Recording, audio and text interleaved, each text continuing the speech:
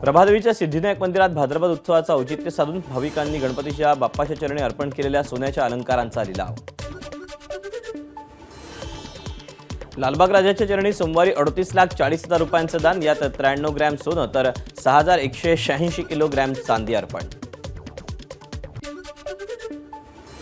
कुलाबा ते sips metro 3 मार्गिकेच्या पहिला टप्पा लवकरच वाहतुकीसाठी खुला होणार। मेट्रो डब्यांच्या तपासणीसाठी CMRSला पाचारण करण्यात आलं।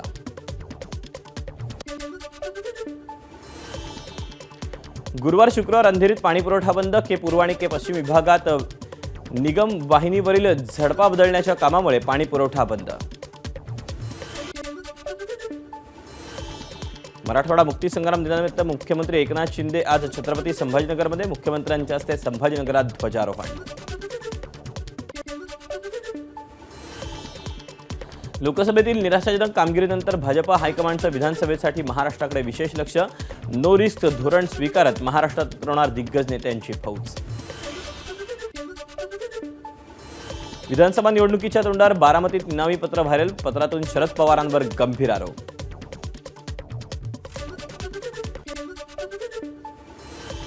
मुख्यमंत्री आणि दोन्ही उपमुख्यमंत्र्यांच्या 19 सप्टेंबरच्या बुलढाणा दौऱ्याला काँग्रेसचा विरोध। आमदार संजय गायकवाडांनी राहुल गांधींविषयी केलेल्या वक्तव्यानंतर काँग्रेस आक्रमक। आमदार संजय गायकवाड वक्तव्यावर ठाम, मी माफी मागणार नाही। गायकवाडांची भूमिका 70 कोटी जनतेचं आरक्षण काँग्रेस संपवायला निघाले, गायकवाडांचा आरोप।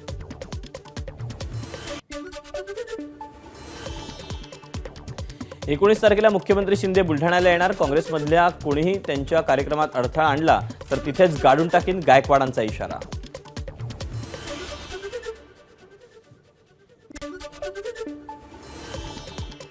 काँग्रेस कार्यकर्त्यांनी 4 तास ठिय्या आंदोलन केल्यानंतर आमदार संजय गायकवाड यांच्या विरोधात गुन्हा दाखल।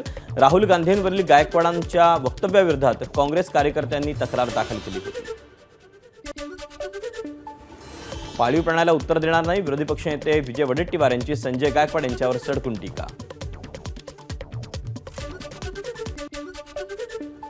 संजय गायकवाड यांची टीका म्हणजे नथुराम गोडसेची प्रवृत्ती। बाळासाहेब थोरात यांची संजय गायकवाड यांच्यावर टीका।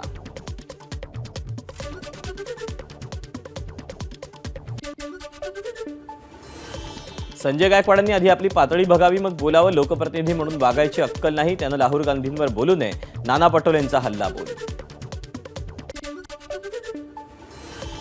संजय गायकवाडांना आमदार असल्याचा विसर पडलाय, त्यांनी कायद्याच्या चौकटीत राहून बोलायला हवं। काँग्रेस आमदार धीरज लिंगाडे यांची गायकवाडांच्या वक्तव्यावर प्रतिक्रिया। संजय गायकवाडांना स्वतःची ओळख नाहीये, मात्र त्यांच्या वक्तव्यांमुळे मुख्यमंत्र्यांची ओळख खराब होते। जितेंद्र आव्हाडांचं वक्तव्य।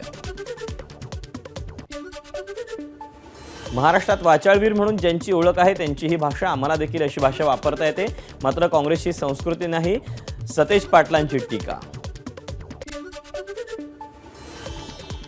मुख्यमंत्री यांना गुंड म्हणायचं की त्यांच्या आमदाराला गुंड म्हणायचं? महाराष्ट्रासोबत छेडखानी करणं बरोबर नाही।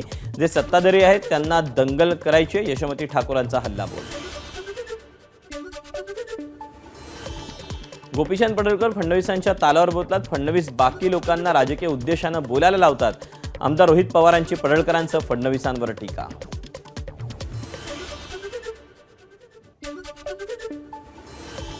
गोपीचंद पडळकर बुद्धिमान, ते मंगळसूत्र चोरीतून सुटलेत। पडळकरांनी शरद पवारांवर केलेल्या वक्तव्यावरून जितेंद्र आव्हाडांचा घणाघात। राज्य सरकारची सर्व महामंडळं टप्प्याटप्प्याने शिंदेंच्या शिवसेनेला मिळत असल्यानं राष्ट्रवादी काँग्रेसमध्ये नाराजी। अजित पवारांनी उद्या संध्याकाळी बोलावली सर्व आमदारांची बैठक।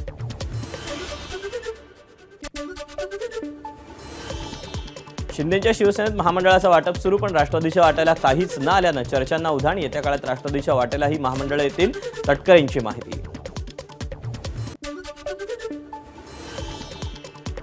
विधानसभा निवडणुकीत अजित पवार गटाचे आमदार शरद पवार पक्षातून निवडणूक लढू शकतात, आमदार बच्चू कडू यांचा दावा। विधानसभा निवडणुकीत हर्षवर्धन पाटील यांनी तुतारी हाती घ्यावी, इंदापूरमधील मुस्लिम बांधवांचा हर्षवर्धन पाटील यांना सल्ला।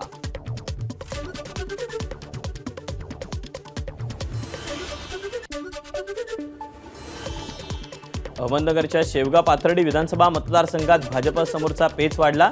माजी जिल्हा परिषद सदस्य हर्षदा काकडे यांनी दर्शवली विधानसभा लढवण्याची तयारी, भाजपच्याच विद्यमान आमदार मोनिका राजळेंच्या भूमिकेकडे लक्ष. मनोज जरांगेंचं मध्यरात्रीपासून आमरण उपोषण, ही शेवटची संधी म्हणत जरांगेंनी फडणवीसांना इशारा दिला.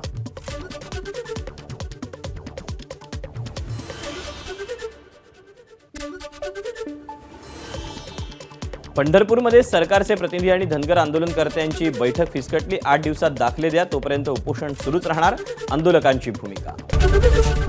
एबीपी माझा, उघडा डोळे बघा नीट.